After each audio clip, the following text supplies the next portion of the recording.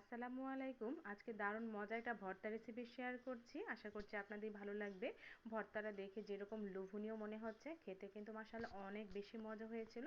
আপনি অল্প একটু ভর্তা দিয়ে পেট ভরে তৃপ্তি সহকারে ভাত খেতে পারবেন। এতটা মজা এই ভর্তাটা। তো ভর্তাটা আমি বানিয়েছিলাম গরুর মাংস দিয়ে। মাত্র ২-৩ টুকরা গরুর মাংস নিয়েছি, তাও আবার ছোট ছোট পিস।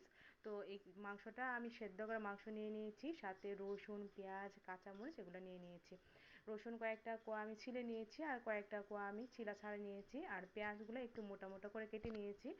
আর মাংসগুলা আমি আগে হলুদ, লবণ, মরিচ, ধনিয়া গুঁড়া এগুলা দিয়ে সেদ্ধ করে নিয়েছি। আপনারা চাইলে কাঁচা মাংস নিতে পারেন।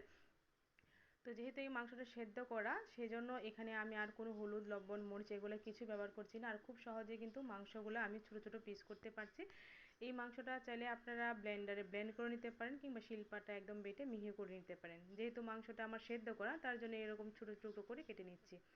এরপর এগুলো ভেজে নেব। তো তারপর চুলায় একটা তাওয়া বসিয়ে দিলাম। এরপর মাংস, তারপর পেঁয়াজ, রসুন, কাঁচামরিচ এগুলো দিয়ে নিচ্ছি, আর সাথে দিব বেশ কয়েকটি শুকনা মরিচ। কারণ এই ভর্তাটা ঝাল ঝাল খেতে কিন্তু অনেক বেশি ভালো লাগে। আর শুধু এই ভর্তা না, সব ধরনের ভর্তা যত ঝাল হবে খেতে কিন্তু অনেক বেশি মজা হবে। আর সাথে দিয়ে দিলাম সরিষার তেল।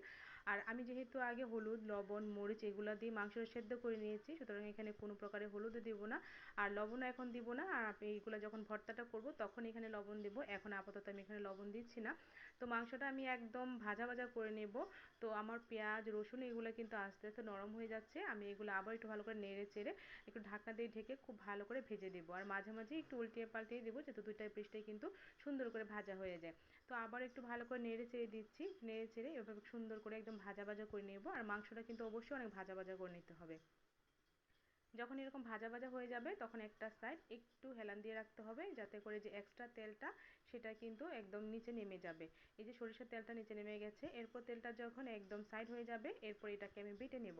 তো আমি আজকে ভর্তাটা শিলপাটায় বেটে নিচ্ছি, চাইলে আপনারা ব্লেন্ডারে ব্লেন্ড করে নিতে পারেন। তবে শিলপাটায় ভর্তাটা করলে কিন্তু আলাদা একটা মজা আছে। এই যে এরকম ভর্তাটা কিন্তু একদম মিহি হয়ে যাবে না, একটু ছাবা ছাবা থাকবে। আর এই ভর্তাটা খেতে কিন্তু অনেক বেশি মজা লাগবে।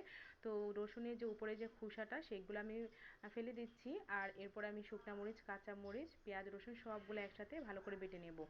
তো আমি একটু ভালো করে বেটে নিচ্ছি। প্রথমে একটা বাটা দিয়ে নেব, তারপর আরেকটা বাটা দেবো, যাতে খুব সুন্দর করে মিহি হয়ে যায়। আর এই ভর্তাটা করার পর আসলে আমার এতটা ভালো লেগেছিল, মনে হয় যে কখন ভর্তাটা আসলে বানাবো আর আমি কখন ভর্তাটা খাবো। মানে এতটাই লোভনীয় মনে হচ্ছে। আর ভর্তার কালারটা আপনারা দেখে নিশ্চয়ই বুঝতে পারছেন কতটা একটা লোভনীয় একটা কালার হয়েছে। তো আপনারা এইভাবে কিন্তু ভর্তাটা বানাতে পারেন। আর এখানে আমি অল্প একটু লবণ দিয়ে নেব, কারণ এখানে আমি আগে লবণ দিইনি। আর মাংসতে যেহেতু অল্প লবণ দিয়ে সিদ্ধ করেছিলাম, যার জন্য লবণটা অল্পই দিয়ে নিচ্ছি। আর সরিষার তেলটা আর দিব না, কারণ সরিষার তেল দিয়ে যেহেতু আমি এগুলো ভেজেছি, আর সরিষার তেল দেওয়ার দরকার নেই। তো খুব ভালো করে মাখিয়ে নিলেই কিন্তু ভর্তাটা একদম রেডি হয়ে যাবে। আর এই ভর্তাটা গরম গরম ভাতের সাথে খেতে অসাধারণ লাগবে। সাথে এক টুকরা লেবু নিয়ে নেবেন, অস্থির একটা মানে মজা পাবেন ভর্তাটা। তো আমি আসলে প্রথমবার ট্রাই করেছি, আপনারাও কিন্তু এভাবে একদিন ট্রাই করতে পারেন। আশা করছি আপনাদেরও ভালো লাগবে। তো ভালো লাগলে প্লিজ একটা লাইক করতে ভুলবেন না, আর আপনার সুন্দর মতামতটি জানিয়ে দিবেন আমার ভিডিওটি কেমন হয়েছে। আশা করছি ভালো থাকবেন। আল্লাহ হাফেজ।